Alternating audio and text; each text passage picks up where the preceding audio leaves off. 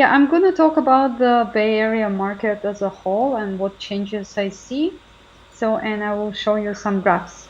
Yes, here we just will look at the San Jose, what happens with San Jose lately. And this is a median list price for single family home, right? So my projections are that there is going to be no homes available soon, single families homes in San Jose at 1 mil. Like they all going to go grow. There is still lots of room to grow in San Jose. So this year we can see like the growth was like 13% for single family homes. Well, let me ask you this then. If a Mhm. buyer wants to look for a home in San Jose for 800,000, where should that buyer be looking? It's gonna be the worst area. It's gonna be probably east of San Jose, which is Okay. not the best area. It's very unreal, but 800. Yeah, so here we can see like what's happening with the inventory for San Jose single family homes, right? So all the prices are they all depend on supply and demand. Since there is like no supply for single families, right? That's why the prices are growing as well. We're gonna see only growth if we're gonna keep being in this inventory. Oh, that's an interesting graph actually. It shows the San Jose single family market.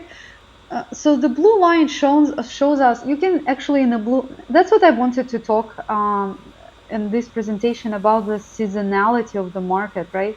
So if you look at the blue line, it's a blue line. It's a list price, right? A median list price. So you would see every like winter, like somewhere about November, December, there is like a dips on the market, right? So basically, this is a natural seasonality of the market. Besides of 2021, right? Like we see the dip, but right now we're going in this year. I don't know what's going to happen, but I feel there is like some seasonality on the market right now, but I don't feel it as much, right? Like as the past year. So today, not talking about San Jose, but like I submitted today offer to Albany, which is in Berkeley area. I submitted in San Francisco for single family.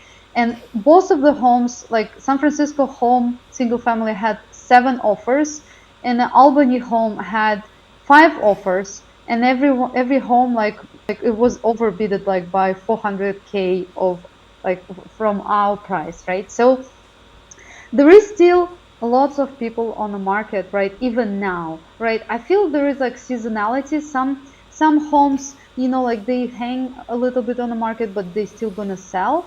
And some homes they still have a bunch of buyers like submitting, right? Like 7 is a really good amount for a single family in San Francisco. Probably if it's gonna be summer, it probably would be like 15, right? Like, but right now you can see like it's shortened, but don't be scared. Like my listing in Fremont, I had only a couple offers recently. So I had like a bunch of people coming in, but I actually received only 2 or 3. I don't remember. Yeah, but it wasn't much like offers as I expected in summer. So I feel this seasonality on the market, but I don't know how it's gonna dip. Is it gonna go be like a big dip, or we're still gonna have a good amount of buyers shopping around?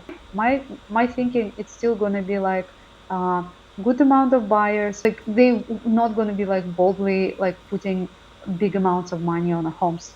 So yes, and it's just an interesting graph to see how the market dips at a certain time of the year. I mean, like, and I can explain that as again with like this dip was actually in July too, like July, because people pulled out the kids, they went to vacations, so on, and so that like at this time I got in the contracts very easily in July, right? And so that's what I expect being in November and December as well, because it's going to be holiday season, which is Thanksgiving and Christmas. A lot of families will pull out the kids to go to travel, and here go like some share of the buyers will be traveling, and that might be a good opportunity for some buyers who are looking and they don't want to be like crazy bidding wars at this period, right? So, and this is a graph for San Carlos. So like I do have some clients in San Carlos, and it just shows how much the prices in San Carlos grew. They grew by 19%, but actually 2.3 it's just a median sale price. There is San Carlos homes sometimes they reach like 3.5, right? So we it's just on average. Yes, again, it's explanation why, because of the inventory for single families, right? If you look at this graph, we are actually going like the inventory goes down. Occasionally, you will see some homes listed, but it's not enough. So uh, recently, I submitted, I think, for Belmont home, and there was like four offers, I think, for Belmont. Yeah, and we got outbid. But yes, it's still better because like a couple months ago, it was like nine offers for every home. So I would see there is a still showing of seasonality as well. So less people bidding and less crazy bids, right? Like it's not like it was like 1 month or 2 months ago. Oh, that's another graph which shows the dips, right? Like you would see in San Carlos for single families, the same situation. If you go closer to January, November, December, there is a dip. You go to 2020, there is a dip close to January. Um, and so in the 2021, it's actually vice versa. We actually started only growing in San Carlos. And it's insane, yes, but it's one of the cities which I think I don't know. It's very like unusual, and I think this year is very unusual. This season, like this past season, which is December, November, I think it's not a normal season, which was like comparing to the normal seasonality, right? Yeah, it just shows Belmont, right? Like how it grew in price as well. It's a median list price, and it grew like by 11%. So Belmont usually was like a little bit on the lower side from San Carlos, but it's still like Belmont, San Carlos, very highly desirable cities, and people like people hunt the homes in there big time. Yeah, it shows again the inventory why. Everything is explained by why, and why is inventory. The shortage of inventory, it's actually dictates the prices for every home or every townhome or single family, I mean like a condo. And here it's just two, like it shows us the dips in the seasonality, right? Like it shows dips in January 2019, 2020, but it's not actually January. If you look on the actual graph, it's going to be November, December, November, December. And 2021, actually, yes, Vermont is showing a dip as well, very specific, yes, but there is a dip in Vermont this year as well. Yeah, Walnut Creek. That's another interesting thing too, like a city to look at. So median list price, actually, yes, some homes in there reach two already, 1.7. The Walnut Creek grew by 20%. Yeah, it shows the seasonality as well, right? Like 2019, you will see like a dip, but actually the biggest dip was in July. The market was very unstable that time, right? Like, and people, like nobody expected the prices to grow immensely, right? And Yes. it's insane. But yeah, Walnut Creek, everything changed, right? Like, so right now it's really hard to get a Walnut Creek home, and I mean, the average home price would be starting probably from 1.4, good size home. What do you think of the school district in Walnut Creek? Well, I like the school district, specifically close to Northgate and what is it, Bancroft Elementary. So I think it's a good school district, and I specifically write. I mean, like one neighborhood close to Treat Boulevard, which is like close to this shopping area, and there is a schools and everything like in a close distance. This is one of my favorite areas actually in Walnut Creek. I like the school district. Actually, they do have a good school district. Oh, that's a good graph which shows, like on a graph, you could see different cities as San Jose, Fremont, San Carlos, and Pleasanton. And you can see everything in like ages from 2012 to today, everything only grows. Nothing goes down, right? It only grows. And we're going to see growth going on. I mean, like it's just normal, right? Like we're always gonna grow. It's just like when we're gonna stop and do a little pullback, and then we're gonna grow again. So it's interesting graph to see that market. I mean, like crash. Nobody probably should expect a crash. That's what my listing, which I have right now. I just accepted an offer for this one, and Oh, congratulations. All yes, right, that was pretty good. Was it it was on the market for too long? It was actually for 2 weeks, and I was holding open houses for 2 weeks, and lots of people stopped by, lots of people. But I think the biggest problem was that the older lady, the original owner, she passed away in a house, and majority people kind of, and she was 87, and for most people it was probably no. But it was a beautiful house and a beautiful area, and just it we got a couple offers, but I thought it would sell faster actually, but it didn't. So that again shows seasonality, because if it would be in summertime, it probably would just go by like really high and really fast. It wouldn't be hanging for 2 weeks on the market. Yeah, this was like my pending listing in Sunnyvale as well. It's a townhouse, and we had the same like 3 weeks ago. There was a lots of people walking by, like a lot. Like every open house, we had like 20, 30 groups of people coming and going, coming and going, and it was like you. It just shows how many buyers are active on the market, right? Some of them are just more picky. Some of them like don't want to put the offers, or like like some of them were waiting for the perfect house. And but market is very active, right? But like again, we will see seasonality, and I think this is it, that we are in seasonal. We're starting to get into this seasonality right now. Probably Kenya, it's your side, the evictions, and everyone's waits when the moratorium will end, and there is going to be a bunch of homes on the market, and the market is going to go down. So to happen, this to happen, it needs to be a big amount of homes on the market, right? Like it's not gonna be like two Yes. homes on the area. So if my Fremont home, which I was listing and I was sitting on an open house, there was like 20 groups, 20 or 30 groups every day coming in, like for two open house, 2 days of open house. So and in the area, there is only like two or three homes for sale.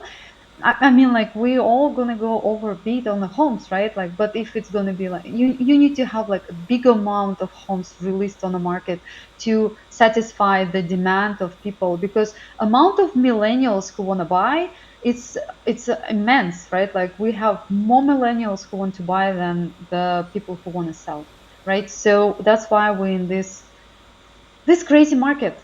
Are you Yeah. seeing more and more millennials coming out to buy? A lot. Yes, majority of the buyers is millennials, is people with families, and they like 30s and like a good job, IT work, and so they have stocks, they have like finances to buy. It's mostly millennials. All these millennials just like they want to buy, and like. And you should understand why, right? Like, so recently the banks raised conventional loan Limit, limit, the limit conforming limit, yeah, conforming conforming limit. limit. And Mm. it's another push for the buyers to buy. The buying power became bigger, right? Like so they basically can allow with like approximately 55K down payment can get you a loan up to 935, right? Like is it like they changed to 935? So basically, they can like anyone can buy a house at 1 mil with 55K down payment, right? And if you calculate the numbers, the rent has started to grow, right? Like rent. I So have something basically, to say about that afterwards. yeah. So the rent is growing. So, and I don't know where it's going, right? Like basically, if rent is growing, it's going to push more buyers to move, right? They're going to move and think, why I'm paying this rent and why wouldn't I buy? Recently, okay, I do have one buyer who look in specific area to buy, but they just can't find the right home to buy. And they were looking to rent on Peninsula. And they said, that's tough to rent. They said like we can't find anything to rent. It's very pricey and there is nothing to rent. And so this is a big problem too for people. So basically, if you have some savings and if you look at the rent vice a buy, of course, some people would buy preferably than rent, right? And yes, we know about Newsom, right? Like doing these controversial housing bills that, like this Proposition 19, Proposition 13. Then, so like, yes, maybe some owners will be like deciding to sell the inheritance properties, but I don't know if that will happen. And it's still not going to be enough for the market.